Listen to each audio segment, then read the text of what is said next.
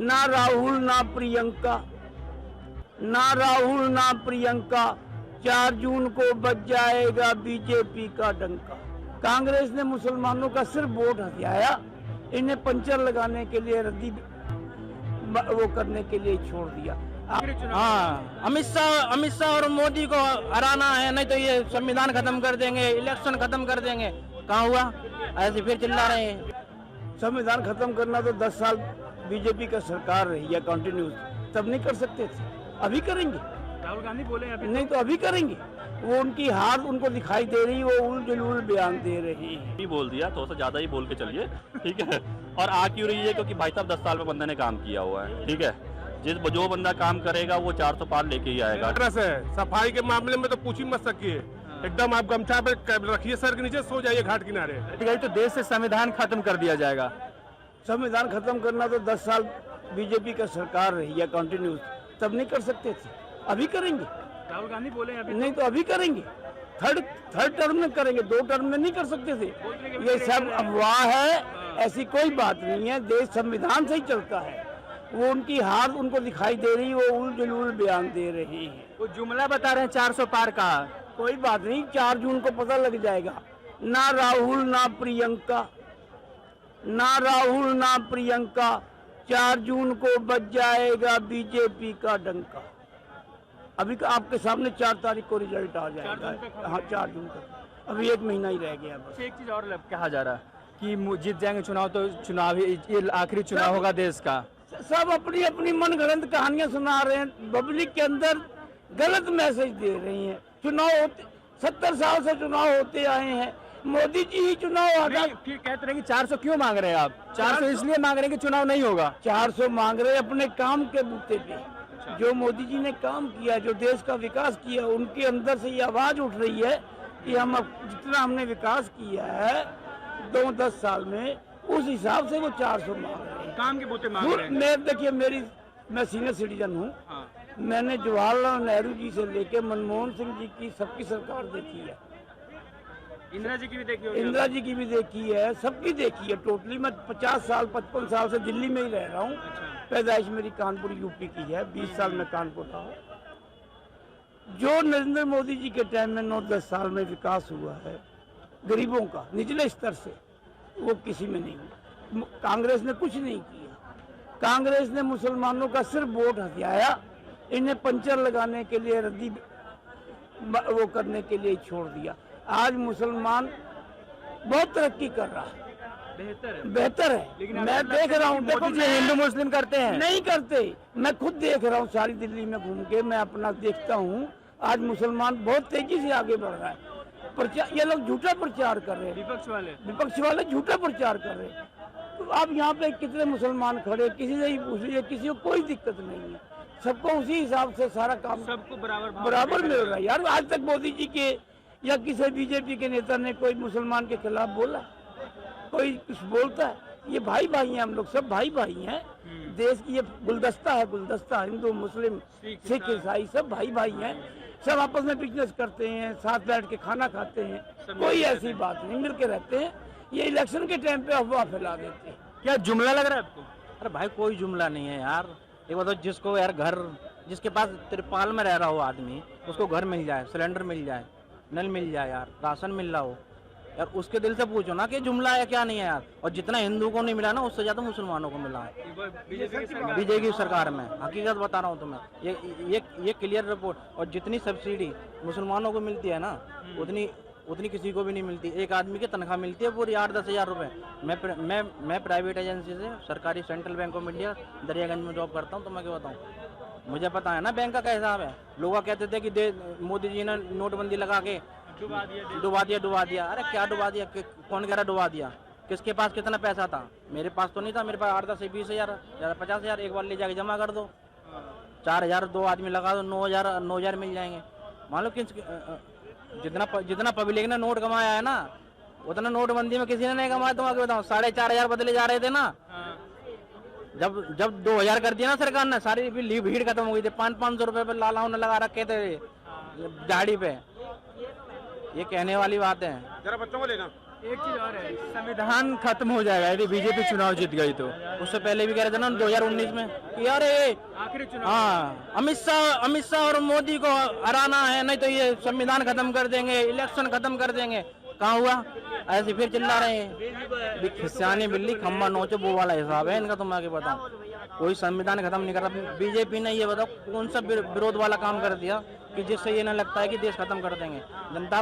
जनता को तो विश्वास दिलाना चाहिए ना इनको। जनता को तो विश्वास इन पर रत्ती भर भी नहीं है।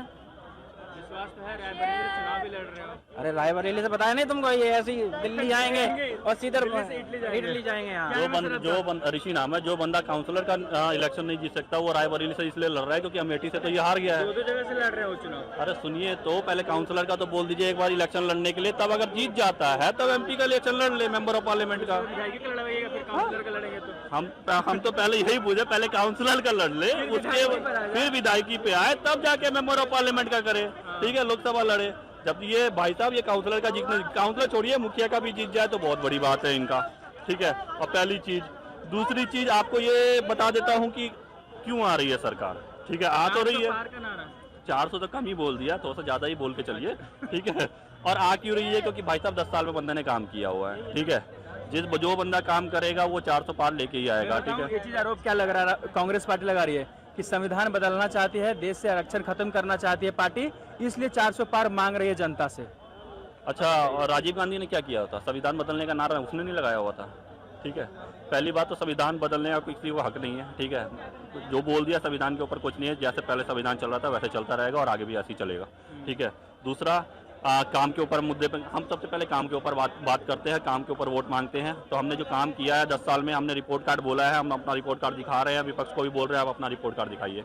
ठीक है, 10 साल में हमने क्या क्या काम किया है। अगर हमने 14 करोड़ शौचालय बनाए हैं, अगर हमने महिलाओं की सुरक्षा के ऊपर काम किया है, अगर देश के ऊपर, राष्ट्र के ऊपर हमने काम किया है, धर्म के ऊपर काम किया है, अगर हमने मतलब अपना जो इकोनॉमी के ऊपर काम किया है। और मोदी जी का नारा इस बार जो मैनिफेस्टो है 2000, देखिए 5 साल का तो है नहीं, अगले 5 साल का तो है नहीं, वो 2047 के ऊपर काम कर रहे हैं। मोदी जी ऑलरेडी बोल दिया कि तुम तो 2047 के ऊपर काम कर रहे हैं। तो जो प्रधानमंत्री आने वाले 35 साल के बारे में सोच रहा है, ठीक है, चाहे वो सत्ता में रहे या ना रहे, ठीक है, पता है कल को रहेगा भी नहीं, सत्ता चेंज होती रहती है। यही सब भाषण तो डिक्टेटरशिप का लक्षण दिखा रहा है। बहुत आरोप लग रहा है। ध्रुव राठी वीडियो बना के बोलते हैं, राहुल गांधी बोलते हैं, प्रियंका चतुर्वेदी, अखिलेश यादव, तेजस्वी यादव, सब यही भाषण करे कि मोदी जी तानाशाह की तरह बर्ताव कर रहे हैं। केजरीवाल को जेल में डाल दिए, हेमंत सोरेन को जेल में डाल दिए। अच्छा, जो गलत काम करेगा उसको तो जेल में जाना, अगर चलिए ठीक है, जो गलत करेगा उसको जाना जरूरी है। अगर आप लोग अगर सही हैं, ठीक है, तो आप लोग बेल पे आइए ना। क्यों नहीं निकल पा रहे हैं मनीष सिसोदिया बेल पे? ठीक है, सुप्रीम कोर्ट जाइए। आपके पास संविधान तो जिंदा है ना, संविधान मरा तो है नहीं। ठीक है, संविधान तो है। आपने अगर गलत किया, घोटाला किया है, तभी तो आप अंदर है। अगर आप सही होते तो आप जहाँ 3 साल नहीं लगता या 11-12 महीने नहीं लगते, वो 2 मिनट मतलब दूसरे दिन बाहर आ जाते हैं। लेकिन इन्होंने गलत किया है, इस बात पे जो जेल में है। रहा ये है कि और कुछ इनको जलन नहीं है। ठीक है, विपक्ष सिर्फ इतना ही मुद्दा उनका है कि मोदी की जो सीटें हैं वो कम करना चाहते हैं और कुछ नहीं। ये लड़ नहीं रहे हैं, ये इलेक्शन नहीं लड़ रहे हैं। ये सिर्फ सीटें सिर्फ कम करने के लिए सोच रहे हैं कि मोदी जितना जीते सीटें कम हो जाए। अरे सरकार कहाँ बन रही है, कहाँ इनको टक्कर दे रहे हैं। ठीक है, ये सिर्फ सीटें कम करने के बारे है। ठीक है, और कुछ नहीं। आज 14 तारीख को नामकरण है ना मोदी जी का बनारस में, 15 तारीख को रैली है ना, चलिए देख लीजिएगा कितना झूमेगा। ठीक है, हम भी चलते हैं। क्या नाम है आपका? मेरा नाम मदन भारती है। मैं बनारस से हूँ, भेलूपुर से।